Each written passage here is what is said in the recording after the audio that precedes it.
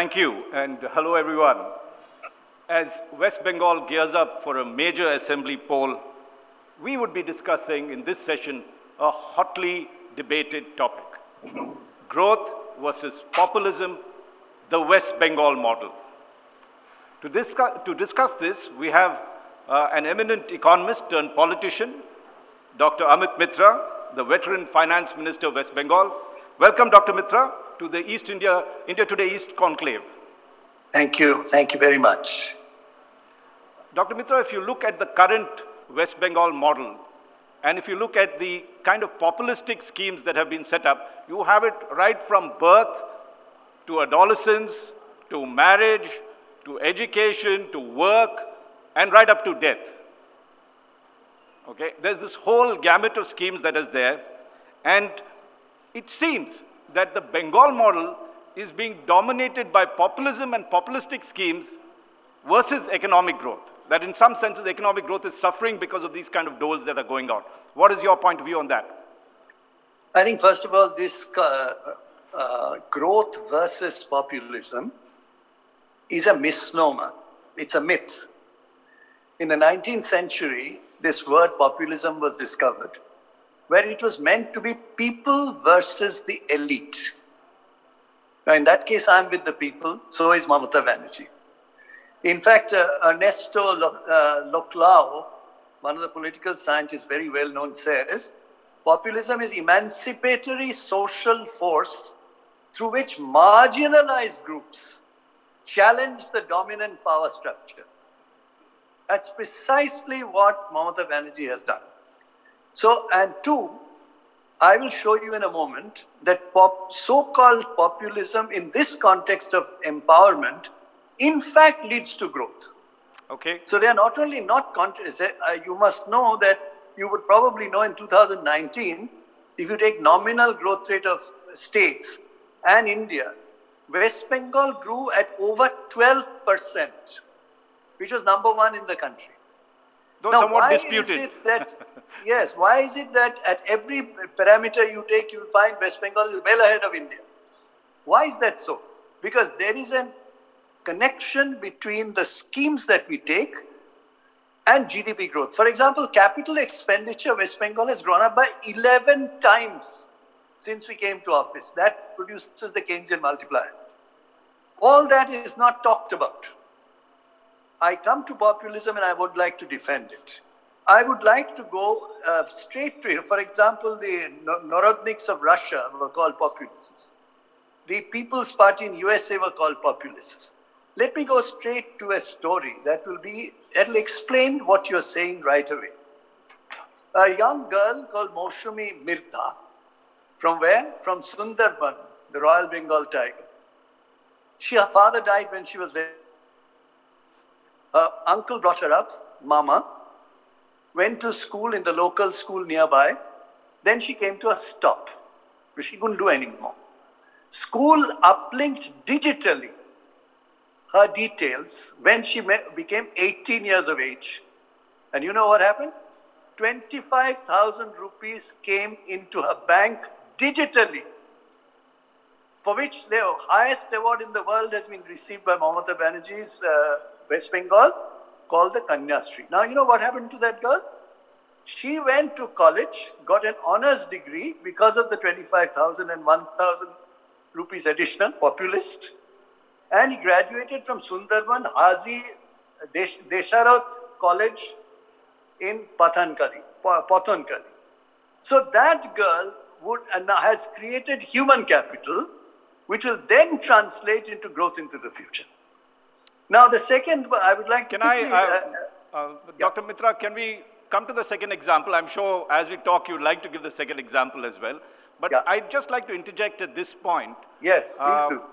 That while you say that populism and populistic leads to growth, somehow this seems to have a duality in it. When it comes to central government schemes, like the one for Kisans, which was giving rupees 6,000 a year for them, which the central government had initiated in February 2019, the Modi government accuses the Mamata government of non-implementation of these schemes. Now, what is the explanation for that? On one side, you say we welcome it, but when it comes from the central government, because it is the Modi government there, you all don't, welcome it at all. No, just before going on to this scheme, Right. on the central government issue, Beti Bachao, Beti Padhao was a big project of the central government, right? Clap, clap.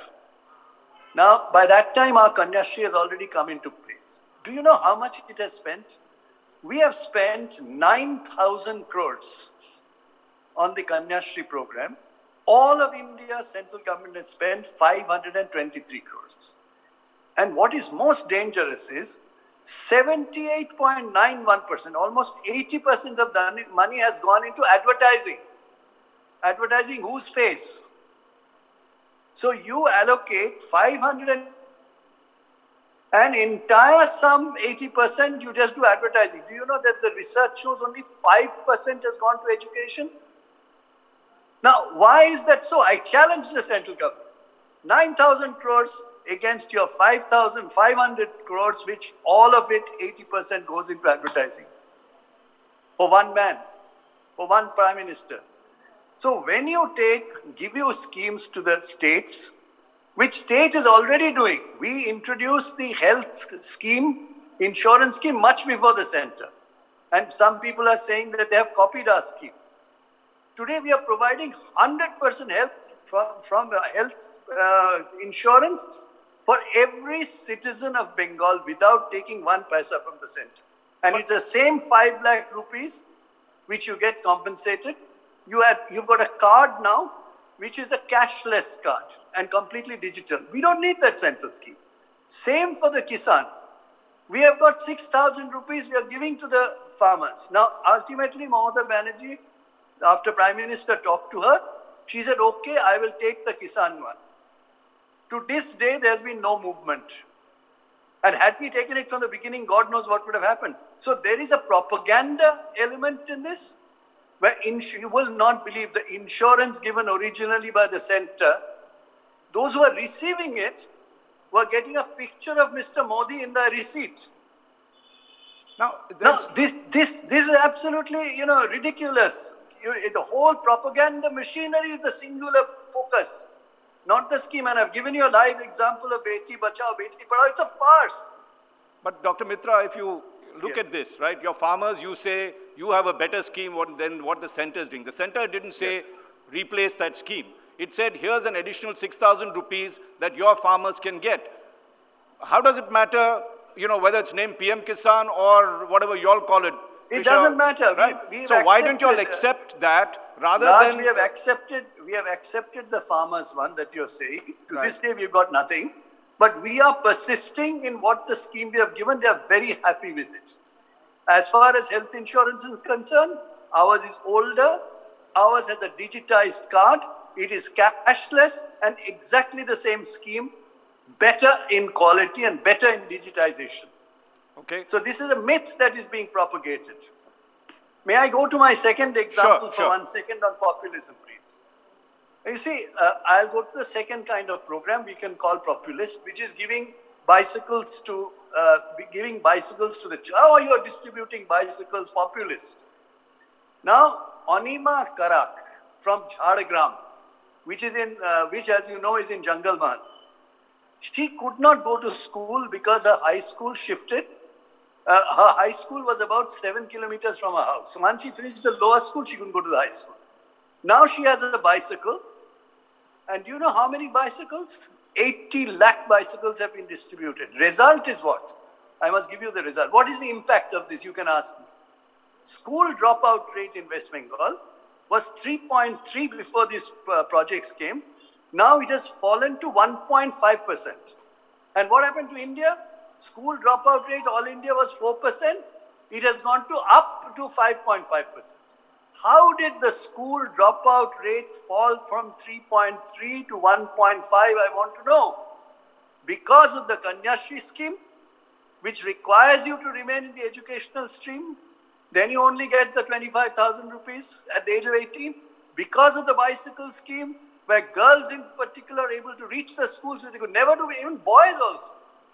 So my question to you is, if the result, by the way, UNESCO did the baseline study for us, and they've come back saying United Nations gave the highest award to the state of West Bengal in The Hague. Out of 62 countries competing, 520 projects, Kanyashi got #1 and Mamata Banerjee received the award on behalf of the people of West Bengal in The Hague, Okay. in Netherlands. Fair enough. Congratulations for that. But let's look at the growth question that we talked about. And Yes. the Home Minister Amit Shah recently said, when comparing Bengal's growth to the rest of the country, he said Bengal at one time led the country at independence in terms of industrial growth, as well as economic growth. But 3 decades of communist rule, 2 decades of TMC has seen Bengal's growth rate and its position in the country plunge considerably. And he gives for industry, for instance, it says that Bengal's position right now is 20th out of the 32 states and union territories, that the FDI is negligible, and yet in your budget speech, and I'm saying this, not Mr. Shah, you said that Bengal has become the new destination for the industry, this I'm quoting you, commerce, manufacturing and communication, that Bengal is becoming the destination in the world map. Now, here are two contradictory views. How do you stand by the fact that Bengal's overall growth as compared to the rest of the country certainly doesn't match up and has dropped considerably in the last 50, 60 years? I think first point I made to you about the GDP, which I'm sure Honorable Chief Minister, when she comes on, she'll talk more about it.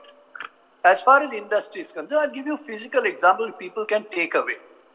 When we came to office, following that, Bengal has become the cement hub of India. Who all have invested that? Mr. Shah know that? Today, Sajjan Jindal has invested. You have Puneet Dalmia has invested. And one by one, and Star Cement has invested. Now, the minute about 6 big investments came in cement, you know who came here? The German company called BASF. You know what were they making? Invested in Bengal. You're talking about foreign direct investment. You know what they're making? Construction chemicals. Why? Because Bengal has become a cement center. Are you aware that Bengal exports 13%, 13% of India's steel and iron? That is nothing. That was not there before in this format. I'm not talking about public sector. And I'm not talking about Durgapur. Primarily 13%. Now, let me go to the next question of investment. TCS, Tata Consulting Service, is today employing 44,000 people in Kolkata. I repeat, 44,000 people. They have just taken land for investing 20 acres where they will invest another 15,000. You know what that will mean? TCS will be larger in Kolkata than Bangalore. They are already close to Bangalore. With the additional 15,000, they'll be larger. Nobody wants to talk about it. Do you know why? Attrition rate in Kolkata is 3%. It is 35% in Bangalore and Hyderabad. Because Bengal's boys and girls do not take your human capital and walk away. Nobody talks about that. Already there's expansion in Wipro. And they have taken a piece of land and another 500 crore investment in the Silicon Valley hub. Are you aware that Jio is making a big investment in Bengal, creating the most modern center for IT, which is advanced IT, which will be artificial intelligence included, with a joint venture they don't want to reveal with whom, because that's a corporate secret. They've taken 40 acres of land, building a fabulous center. Now, why don't people talk about this? Cognizant. Do you know that Cognizant, the American company, is employing 80,000 people in Kolkata? Now you're talking about leather, MSME. In one single leather hub, today there are 220,000 people working. Do you know it is Asia's largest leather hub? It has 8 CETPs, which cleans the environment. Nowhere else in Asia you have it, not even in China. Now, we are going to go to 5 lakh people in that leather hub in employment with 80,000 crores investment. So I'm giving you big, I'm giving you small, I'm giving you IT, I'm giving you manufacturing. But can I just come in at... No, can I come in? We had Governor of West Bengal, Mr. Dhankar, talk to us this morning, and one of the issues he raised was that this government apparently keeps announcing various schemes in the budget, but doesn't implement them. And he gave several examples of that. This is complete nonsense. This is complete nonsense. And let me just finish what he said. He said please, that please. he has asked the West Bengal government for a report on the various investment summits that this government has held in the past couple of years, but he has got no report from it, from yours. He has got a report. If he has said that, he is absolutely wrong, and he's saying something that is falsehood. I have personally responded to it. And what does the report show? He says that there's not much happening. Well, the report shows that approximately 40% of the investment offers in Bengal Global Business Summits are in process. I have given you a full detail. So I can't understand. I have personally responded to the Honorable Governor. Why doesn't he produce that letter before the public? 40% is in process, and within 3 years to have 40% in process, you have to be very implementation oriented. He said, so this is complete falsehood. Well, he, I think, also mentioned that the Tajpur deep sea port in East Midnapore, the expression of interest has been going on for the last 2 years. There's been no progress. Implementation is slow. His larger point is that you'll make big announcement, but when it comes to actual implementation, it's pretty low. Well, I think if the Honorable Governor is unaware of the fact that the Tajpur port was to be built by the central government with the state of West Bengal, does he know that? Mr. Gadkari came and announced in Bengal Global Business Summit 20,000 crores investment. Then what happened? Then he asked that they want to keep 74%, we keep 26% equity. I agreed to it after talking to the Chief Minister. Nothing happened. Nothing happened. So who's not implementing? You make an announcement in public, you agree to a 74-26, you don't do it, because then what happened is he lost the ministry from shipping, and after that everything got silent. So what we decided is, we will do the Tajpur port ourselves, and you'll be happy to know, and you should inform him, that the expression of interest for competitive bidding is in the market today. And 16 companies have taken the papers, 6 of which are giants in the world. He doesn't know that, or he doesn't care to know, or doesn't want to say so. So Tajpur port at 15 meters depth will be able to take Panama-sized vessels, which is 100,000 tons vessels. And the DPR has been done by the 2 most professional organizations in the country. Therefore, Tajpur port is on. It will bring 15,000 crores investment. It will bring 25,000 crores jobs. So, basically, unfortunately, what he's saying, I'd be happy to provide him all this data. I have written to him on the BGBS. Why doesn't he show that letter to the public? He's a good friend. I know him for many years. Just simply make that letter public. Right. What I have written to him. Well, he also, one of the things to encourage businesses we've been talking about has become like a slogan, ease of doing business. But Governor Dhankar says that what operates in West Bengal is a syndicate Raj, that even for truckloads of coals, a certain amount of hafta has to be paid. That wherever you go down, even for construction, there is a certain price to be paid, a party cut that's there. How true are these allegations that he's making? I think he can make any allegations. I am not here to have the tone and tenor of accusation and counter-accusation. I am here to give you the facts. And what are the facts? Ease of doing business, as per World Bank's 374 parameters, West Bengal was number 1 2 years ago. I'll give you an example. Government of India gave us an award on e-taxation 4 years ago. Isn't that ease of doing business? Recently, Government of India has given us an award on e-Afghari, which is excise. And you know, corruption in excise is all over the world. They have given us the highest award in the country called e-Afghari Award. Why did they do that? So I can give you 20 examples where we are number 1 in the country today, where Government of India is giving us awards. We have got 4 major awards from the Government of India, 6 major awards from other major institutions in the world. Please ask him. United Nations gives an award to West Bengal in competition with the whole world. So tell us something about, Dr. Mitra, apart from the awards, which we applaud you, what is the kind of ease that you're doing business with here? Is there special single windows? I'll tell you, basically we have identified where ease of business is a problem. And each one we have tackled systematically. For example, when you do a registration of a property, do you know that in West Bengal it is digitally muted automatically? Which state can show you that? That the entire documentation of ownership of land is now digital. And when you register something, mutation happens automatically back to back. I want to know which state has been able to do that.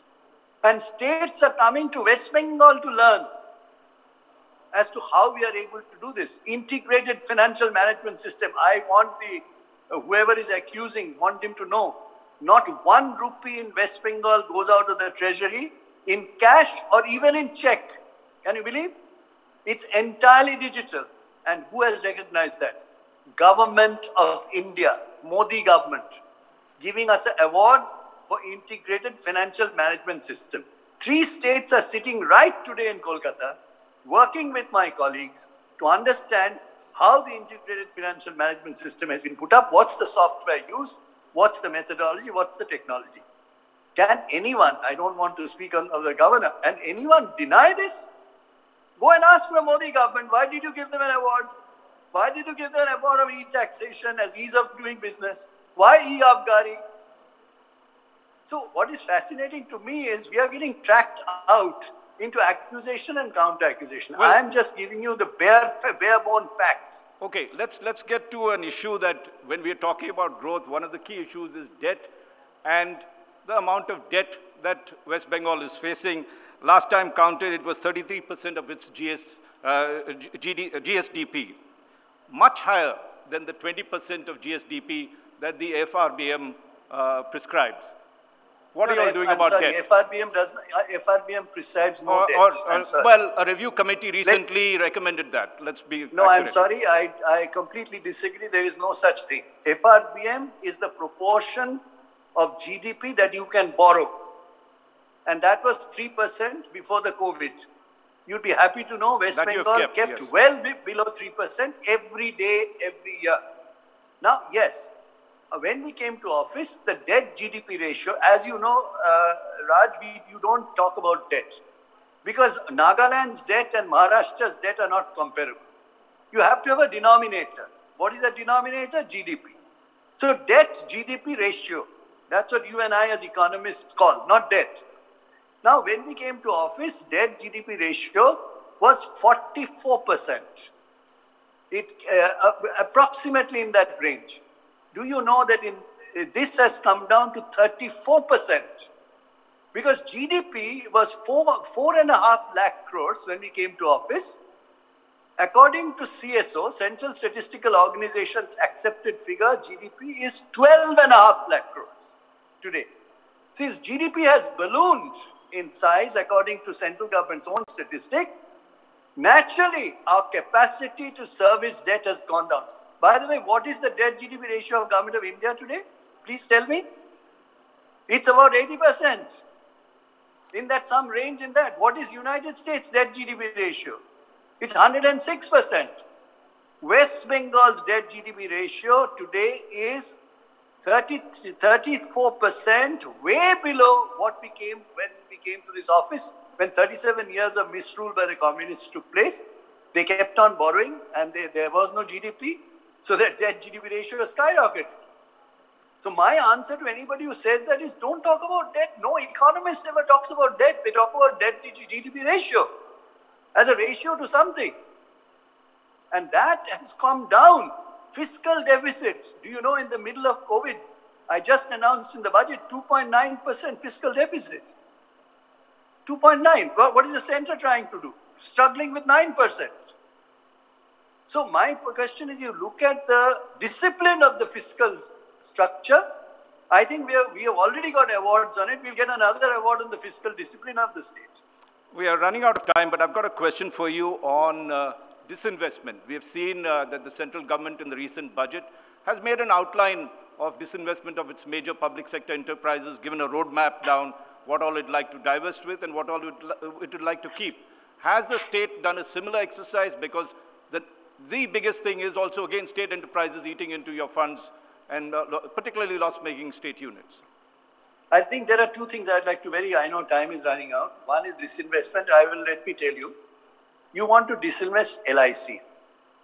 Life Insurance Corporation, do you know, has 250 million, 50 million people who have Life Insurance Corporation? Do you know that Life Insurance Corporation had an income growth of 9.5%? Here I want to give you a sense. I was on the board of SAIL and GAIL boards. Big problem that Mr. Modi government does not understand, because it doesn't understand macroeconomics, it doesn't understand many other things. They are not interested in understanding. They are more interested in dividing society in majoritarian structure and win elections. So they don't understand. What is the reason? SAIL and GAIL, the joint secretary, additional secretaries of ministries, they run the public sector. In one occasion, I said SAIL should buy a coking coal mine in Australia. I must tell you, later to be chairman of the Election Commission, Dr. Qureshi, additional secretary from the ministry, said, please listen to the independent director. For once, the government guy said, listen, so everybody followed. So please understand, give them autonomy. They are marvelous institutions. I've been 5 years in both. In the case of GAIL, I saw the same thing. They were going to do city gas in China. Do you know the consultant hired was to be paid 50 lakhs? I said, no, you must know Mandarin. Otherwise, the Chinese will, take you off the table with because they have characters, not words. Finally, they agreed because the government fellow agreed, and 8 crores was saved with the city gas in China produced by GAIL. So, fundamental question that Modi government does not understand. Give autonomy to these people, they will flower. In terms of banks, private banks today, best bank is HDFC. What is the foreign holding in that? 73%. ICICI, it's not, by the way, officially it's not an Indian bank. ICICI, 67% foreign holding. Okay, that's a model for private people. What happened to Yes Bank? When it collapsed, State Bank of India has put in 9,000 crores into Yes Bank. So you want to privatize banks. When a private bank has failed, you take from government bank and you put in 9,000 crores. So do you want, is this a model? Let there be a discussion in the country. Let the data come onto the table about public sector. I've been on the boards of 2 public sector units. Give them autonomy, not run it by the ministry. And you will see they will flower. So you don't agree with the current government's policy that it is outlined in the budget? The government's current policy is totally unresearched. I'm giving you the data. First, you start by giving autonomy to the public sectors and see how they perform. Have discussion in the country. Banks' NPAs are shooting up. You are shooting the banks. 20,000 crores of capitalization. Raj, you and I know 1.3 lakh crores is needed for capitalization. So squeeze the banks and then privatize them. Dr. Mitra, you know you're on the same place. Let me say, after privatization, they become taken over by global financial institutions, as it is the case with private banks today. It's a model. This is what, when I was speaking recently to the Swadeshi Jagran Manch convener, this is what he likes. I mean, you're on the same page with him on this. Then I don't know what Swadeshi Jagran Manch is an RSS organization. Bharatiya Mazdoor Sangh is an RSS organization, but keeping quiet today. The worst labor laws have been initiated in India. They're keeping quiet. Bharatiya Kisan Sangh is an RSS-affiliated organization. Do you hear its name now with the Kisan movement all over the country? So I'm not sure, what front organizations of 300 front organizations, who's saying what, that's their business, that is their prerogative. All I'm saying is, let us study it. I'm not saying just simply throw away everything. I'm saying you have family silver. Have you given them autonomy? I am telling you, as an independent director for 10 years in 2 largest public sector companies, there was no autonomy. The ministry ran them, even with the eyes. The chairman will look at the eyes of the additional secretary and joint secretary, see whether they are approving of what we are discussing. Give them real autonomy. Then do an analysis. You made your point. We are running out of time, Dr. Mitra. Just a final question for you.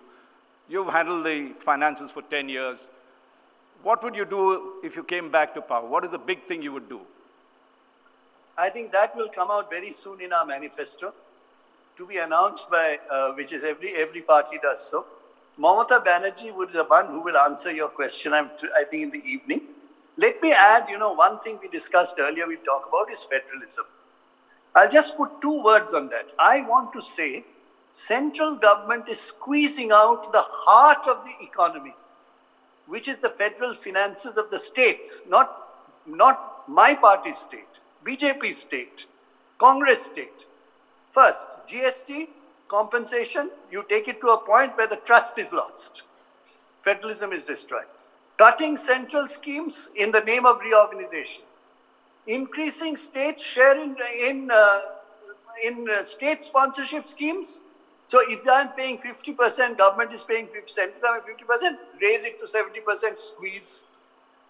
Cutting off devolution. Do you know that last year the central government denied West Bengal 11,000 crores of devolution, which is a constitutional right. They collect taxes from us and give us 42% back.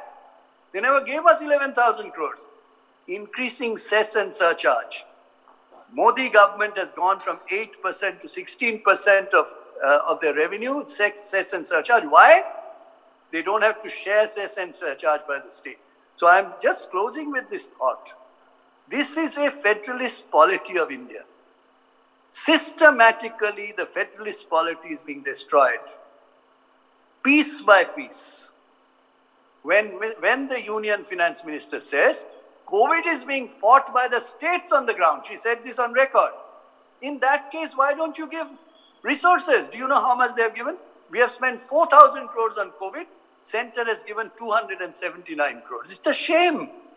So you cut off the state's finances, put them in the dock, and then you talk about federalism and cooperative federalism. I'm very concerned that this is not the India that we know. Well, this is a good way to end the session. Thank you so much, Dr. Mitra. We have, following you, Mr. Vivek Debroy is here, and he probably can answer some of the questions on behalf of the center. Till then, thank you very much. Thank you very much.